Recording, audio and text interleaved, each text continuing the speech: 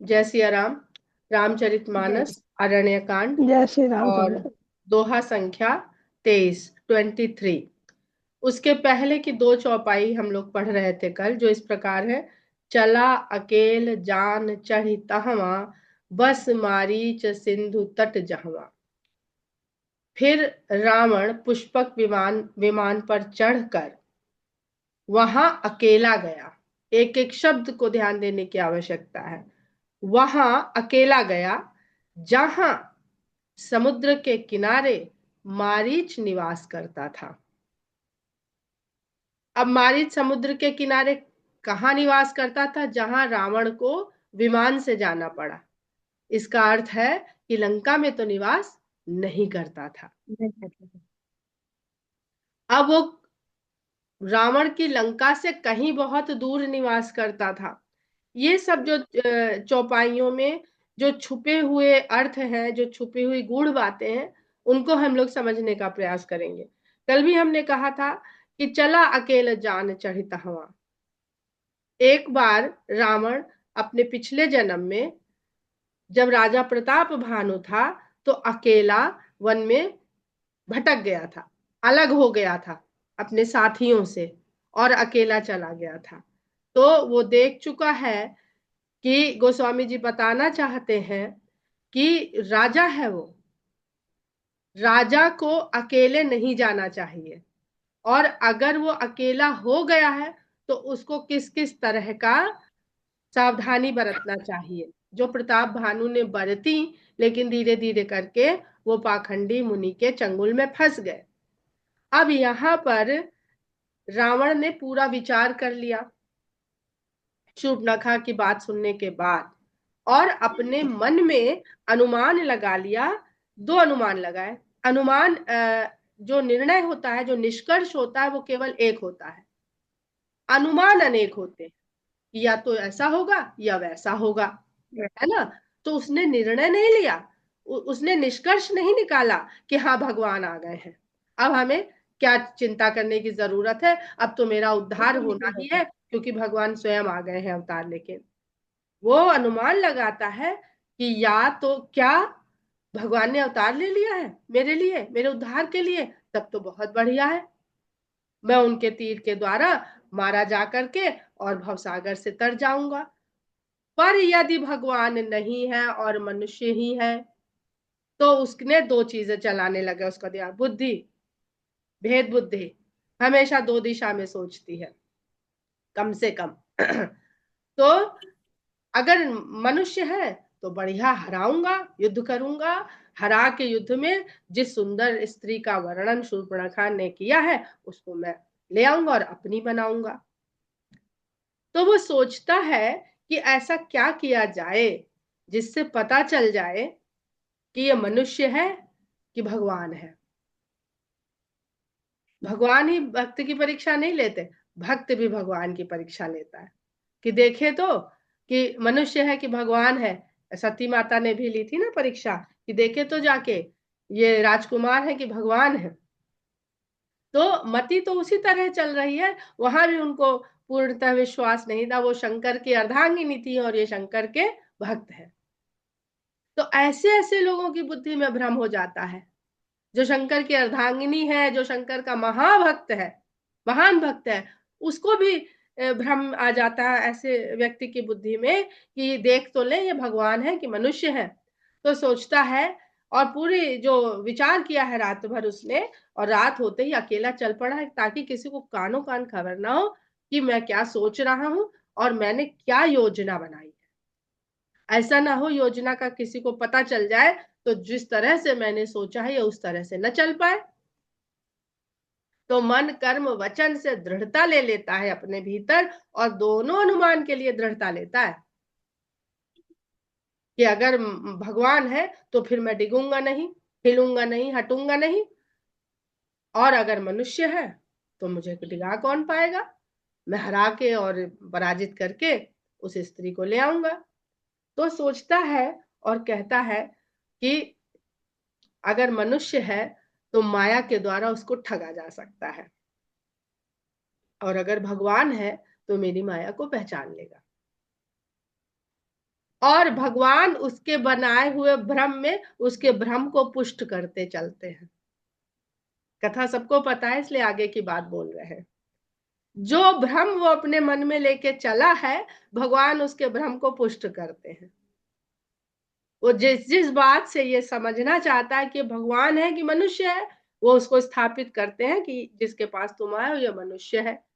तुमने जो चाल चली, जो जाल बिछाया, उस जाल में न केवल वो फंस गया, उसकी पत्नी फंस गई, सब फंस गया उस जाल में, तो भी ये मनुष्य है। तो इससे दो काम हो रहे हैं। एक तो भक्त जिस भाव से, जिस रूप से ईश्वर को देखता है, भगवान उसी रूप में है। वो भगवान मानता है तो वो भगवान है, वो मनुष्य मानता है तो मनुष्य है।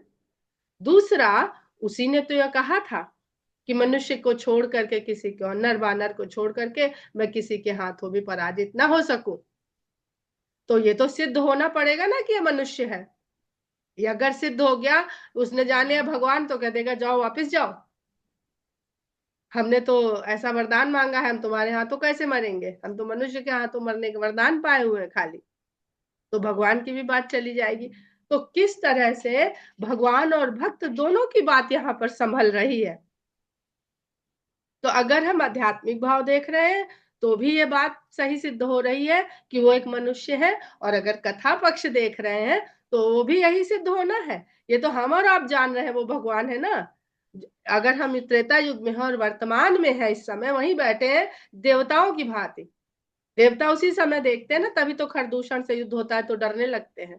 मतलब रावण तो जाने दीजिए, देवता को भी लगता है, भ्रम होने लगता है कि अरे ये कहे तो थे कि हम अवतार लेंगे, ये वो अवतार ही है कि कोई और है, हम लोग धोखे में इनके पीछे पीछे लगे हुए हैं। तो देवता तक को भ्रम हो जाता है।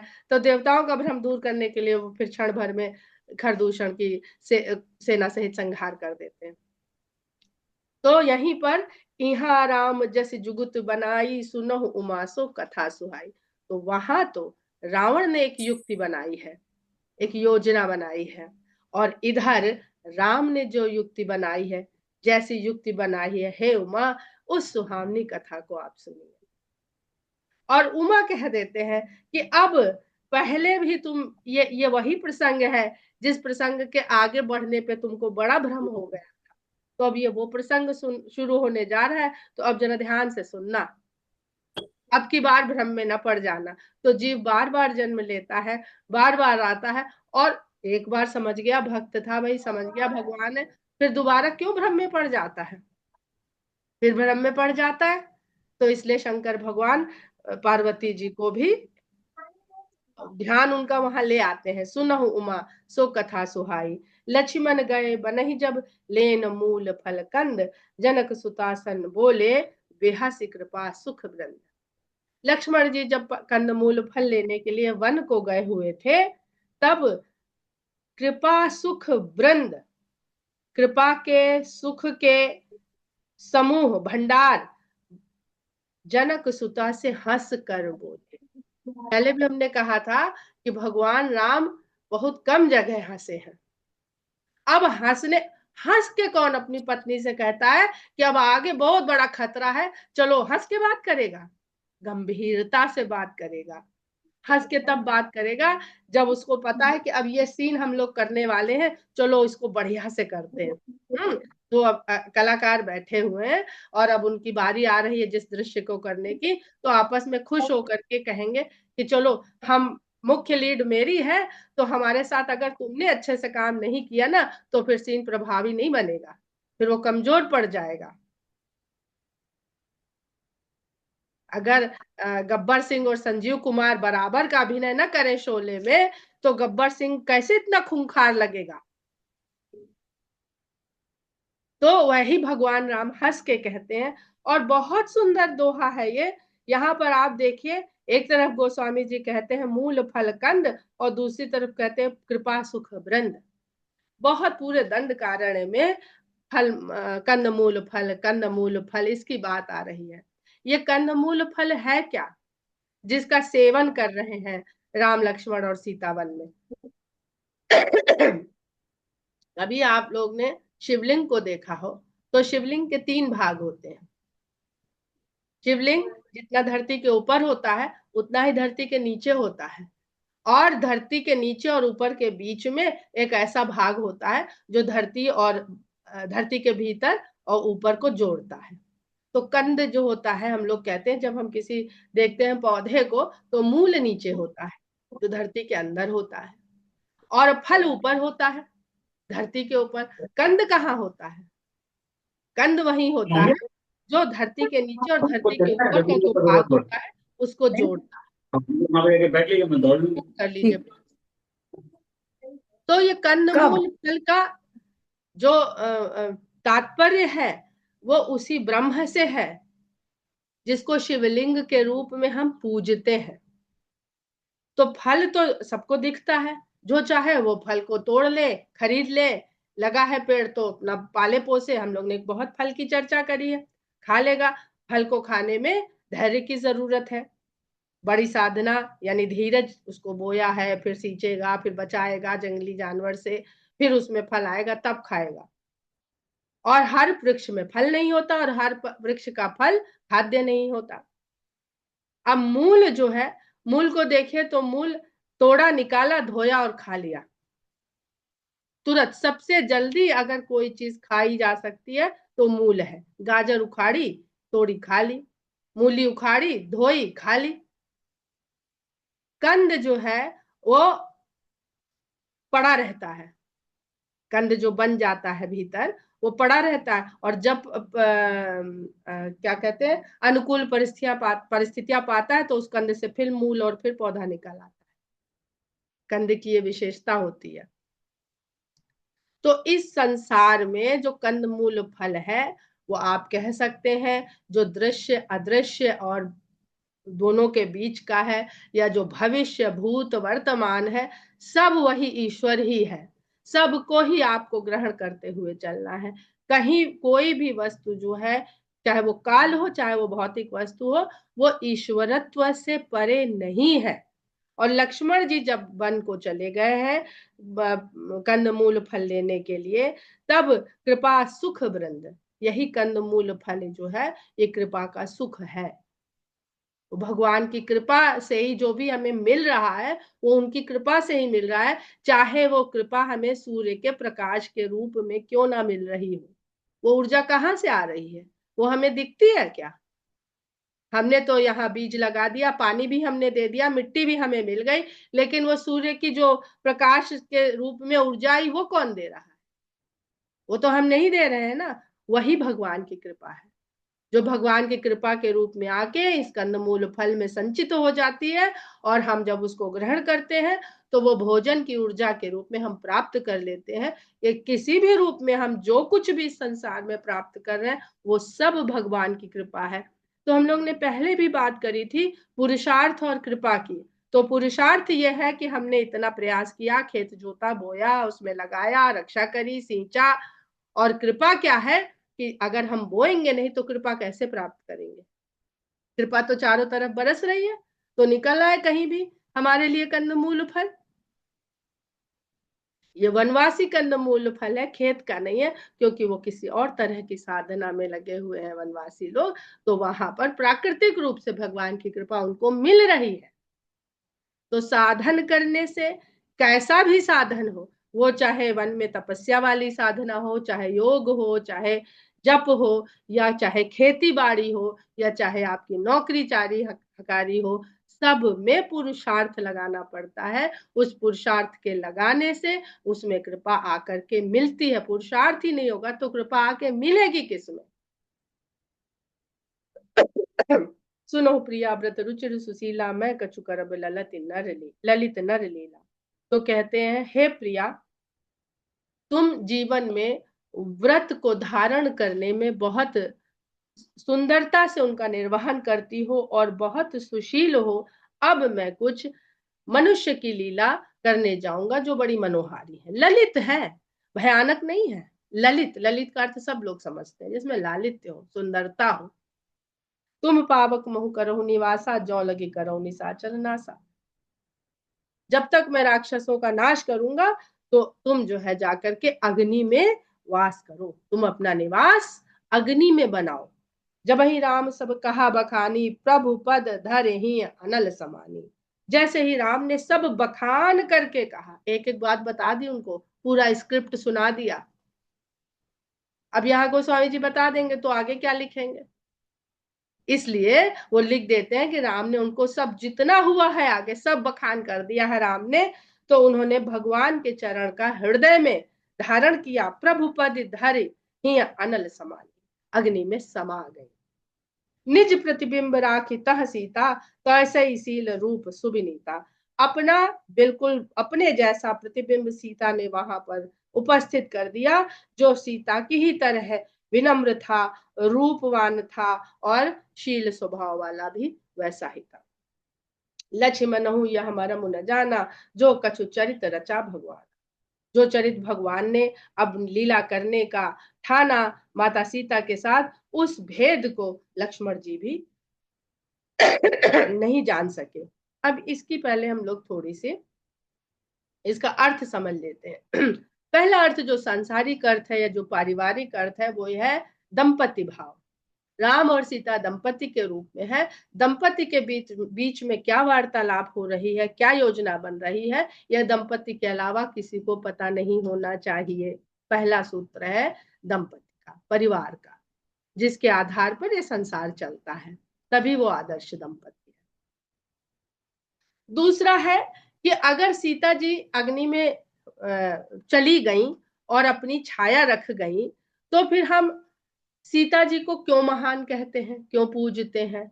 वो तो वहां थी ही नहीं, वो तो छाया गई थी, तो उनकी क्या शक्ति, उनका क्या उसमें योगदान? यहाँ पर अगर हम ध्यान देते हैं, जो मुझे सुनाई समझ आता है, वो ऐसा लगता है कि राक्षसों का नाश करूंगा। शूर्पणखा के साथ इतना हम लोगों ने जिस तरह की चुनौती दी है रावण को, तो निश्चय ही वो क्या योजना बना करके आएगा। हम लोग नर भाव में इसको समझते हैं भगवान के, तो हमें नहीं पता है, हमें नहीं पता है कि वो किस प्रकार की योजना बना करके इस कार्य का बदला लेने का प्रयास करेगा। तो अब आपका जो राक्षसों से, और वो भी राक्षसों के सम्राट से हम लोगों ने पंगा ले लिया है, तो आपका जो जीवन है वो ऐसा होने वाला है कि आपको जैसे अग्नि में रहना। आज से आपका जीवन अग्नि में प्रवेश करने के समान है।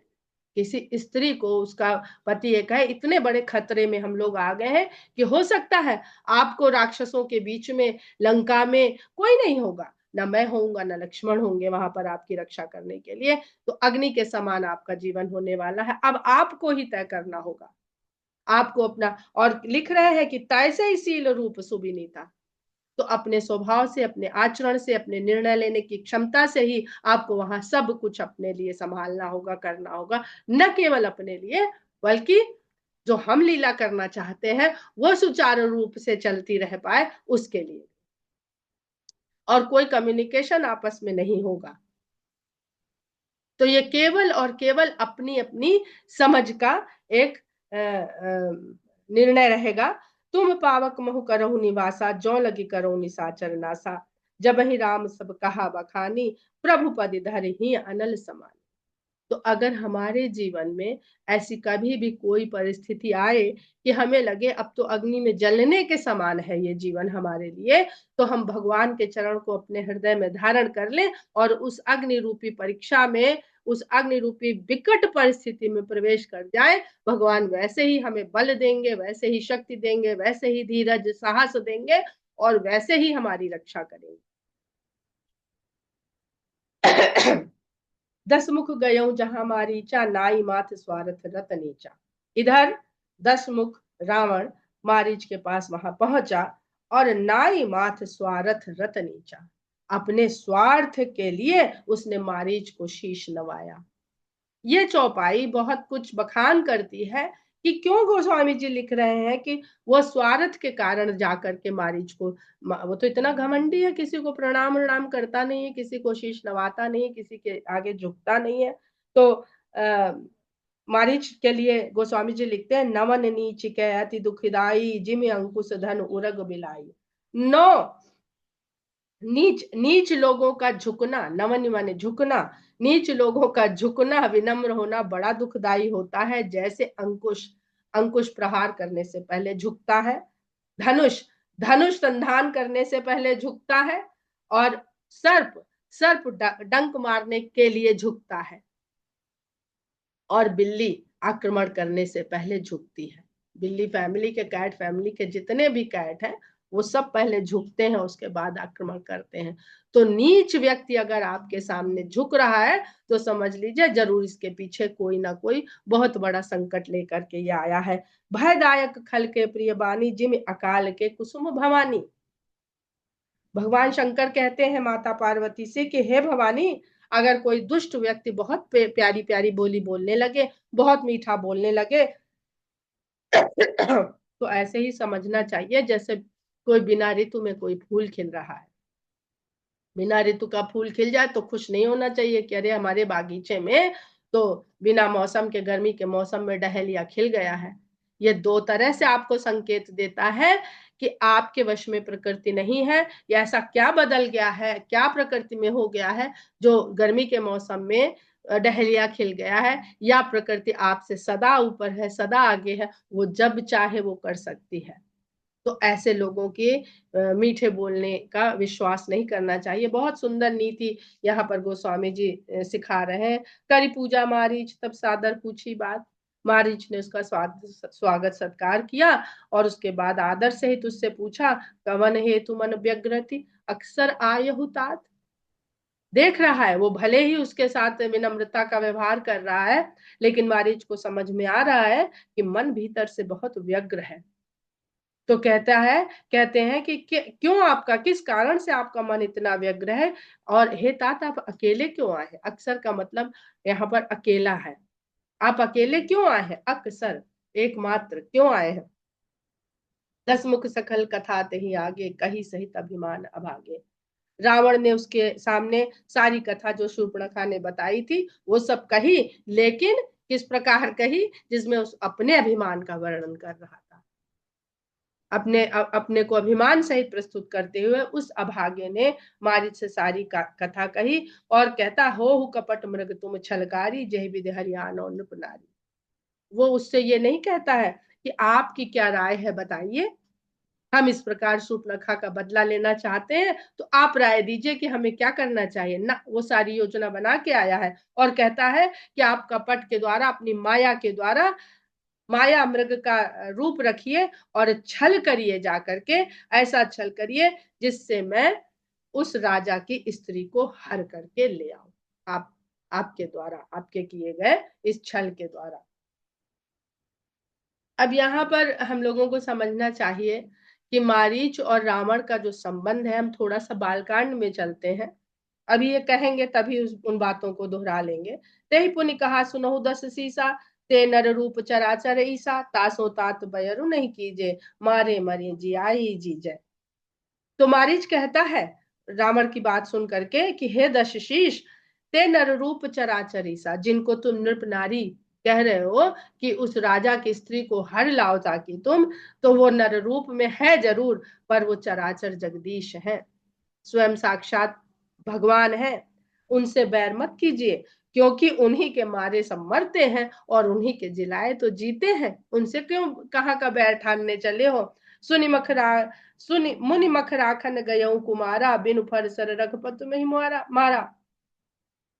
यही विश्वामित्र मुनि के यज्ञ की रक्षा करने के लिए यही कुमार आए हुए थे। याद करो, बहुत पहले तुम्हें एक हमने किस्सा सुनाया था ना, तो ये वही राजकुमार थे, और ये वही जिसकी बात करी थी रघुपति की, ये वही रघुपति है जिन्होंने बिना बिना फर का बाण मुझे मारा था। 7 योजन आयो क्षण माही, और मैं एक क्षण में 100 योजन आकर के दूर गिरा था। 3 सन बय रुकिए भल नाही। उनके साथ बैर करने से तुम्हारा भला नहीं होगा।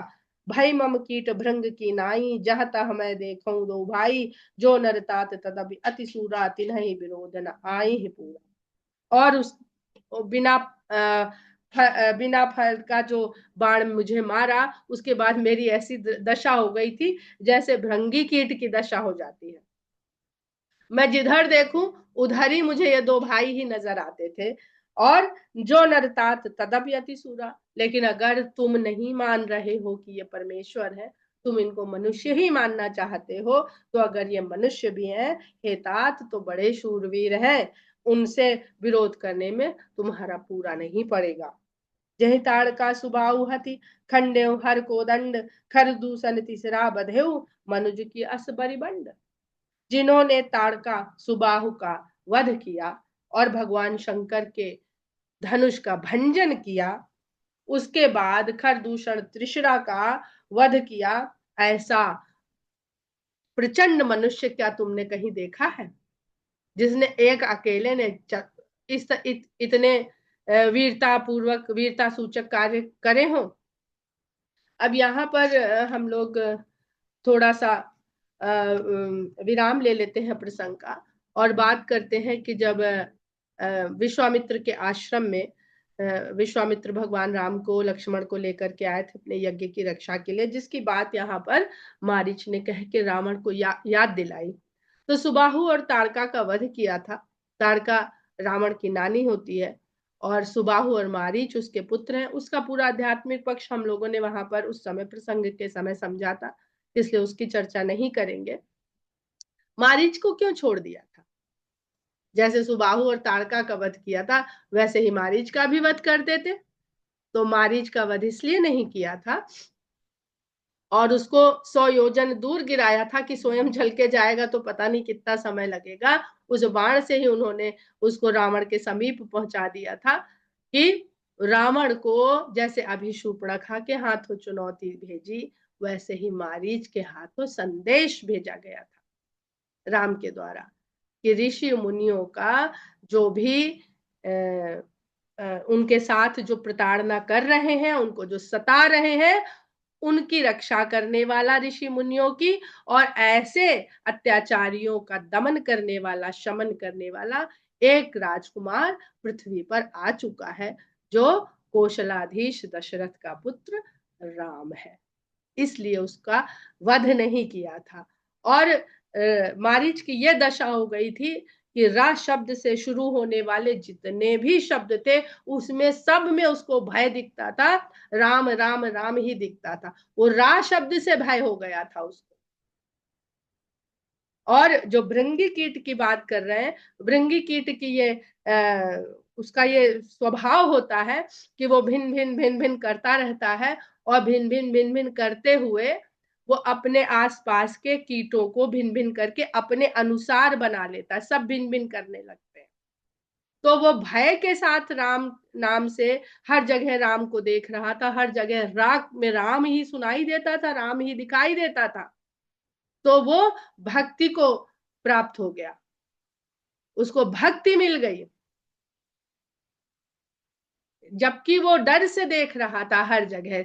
तो भृंगी कीट की तरह सुनते सुनते सुनते सुनते सुनते सुनते राम राम राम राम राम या रा रा रा रा रा ये सुनते सुनते वो भक्त हो गया भृंगी कीट की तरह। जिस तरह भृंगी की भिन भिन भिन भिन सुनते हुए उसके आसपास के सारे कीट पतंगे भृंगी की ही तरह हो जाते हैं, यानी उसके ही गुण स्वभाव को प्राप्त कर लेते हैं। तो राम के र शब्द का इतना महत्व है, इतना प्रभाव है कि मारीच जैसे को भी वो राम का भक्त बना देता है। लेकिन रावण से बात करते हुए वो इन सब बातों को बता नहीं सकता है। जब वो लंका पहुंचता है और वहां पर गुणगान करता है राम का, रावण की सभा में बताता है, रावण उसको अपनी सभा से अपमानित करके बाहर निकलवा देता है। तो वो नगर में लोगों को ये किस्से सुनाया करता है, ये बातें बताया करता है।